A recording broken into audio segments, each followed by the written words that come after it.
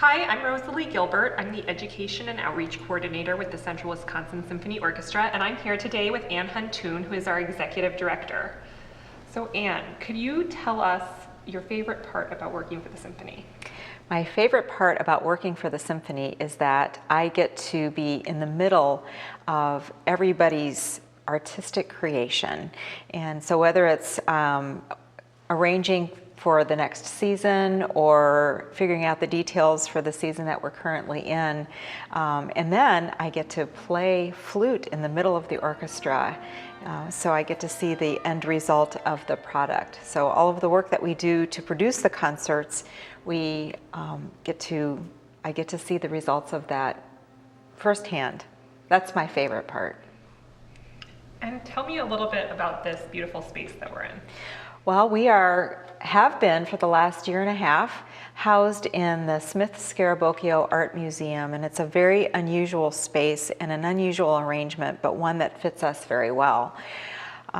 Professor Emeritus Dr. David L. Smith from the University of Wisconsin-Stevens Point purchased the old Point Bakery building in the latter part of the 1990s and did this incredible renovation on the building, and then operated his own business out of here after his retirement from teaching.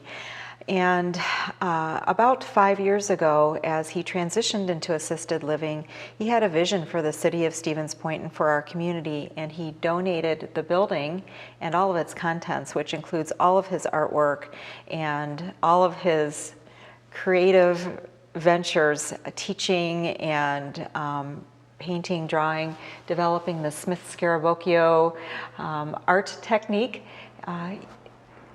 He donated all of that to the city with the vision that it would operate as a museum for the next 30 years.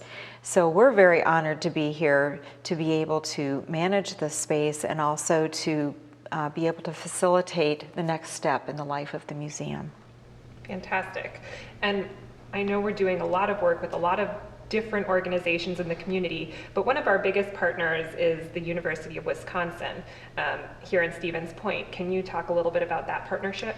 Right. Well, I've been in this position for 6 years now, so May of 2010. And at that time, when I stepped into it, there had been several years of an affiliation with the College of Fine Arts and Communication at the University of Wisconsin-Stevens Point. And it was formally recognized at that point with financial support, but then also this incredible in-kind donation, if you will, realizing that we have a benefit to the college in providing a venue or a place, an artistic outlet for the music professors and other individuals, and creating a source of income for students as well as stage hands and all of the various parts that go together to create the symphony experience. We are able to use the space free of charge at the University of Wisconsin-Stevens Point.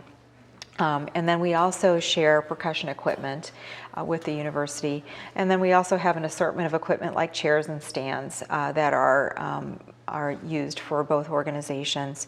So it's really a great working relationship that we have.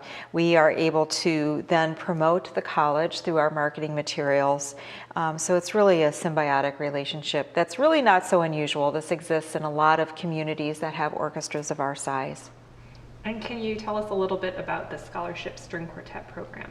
That's a wonderful partnership with the University of Wisconsin-Stevens Point, again with the College of Fine Arts. We provide scholarships for 4 students, which magically makes up a string quartet. And these students audition in the spring with our regular auditions and are selected through a pretty rigorous process. They have to be playing at a very high level at the university level for a scholarship, and so jointly we are able to provide a $4,000 scholarship to the 4 university students during their year. And then so in exchange for that scholarship, we employ those students as roster players in the university, in the CWSO. And we also They provide 2 services a semester for the Central Wisconsin Symphony Orchestra, and that can be anything from playing for a fundraising event that we have to playing in assisted living facility. And most recently, we are able to get the word out about who the Central Wisconsin Symphony is through the Scholarship String Quartet by exploring businesses, so playing during the lunch hour in the cafeteria, and that's been a really wonderful experience. And what is your vision for the symphony in the future? My vision for the symphony is really interesting because it's not about my vision. It's about the vision of the orchestra as a whole. So as you know, as a player in the orchestra, that it's not one person, but it's a whole group. And it's not even just the musicians, it's the board of directors, it's the audience. And to collectively, I think that's a very exciting piece of what we do, in that we move forward with the needs of the community, and so we're constantly looking at how to serve the community better, how we can connect with the community better, how we can serve in an education role, in an entertainment role, in an enrichment role, in a comforting role. So to continue doing what we're doing in a very deep and meaningful way, not only with the music, but in all of the things that we do, both with the orchestra and now, fortunately, with this beautiful museum that is a living, breathing, central piece to the artistic community here in Central Wisconsin. I know as an orchestra member, I have been very grateful to be welcomed onto the board and into the staff and really given a voice in the orchestra and an opportunity to shape what's happening with the ensemble.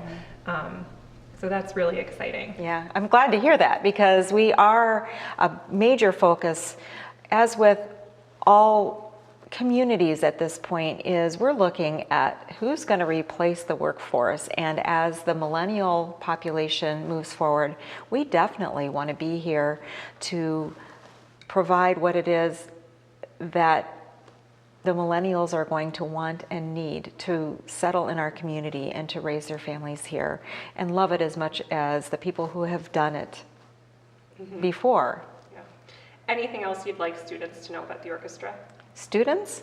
I would say that you have a perfect opportunity at this stage of your lives to do something really unique and something that will last you the rest of your life. So while sports are certainly integral to your lives right now, you're not going to be able to play football until you're 80 years old.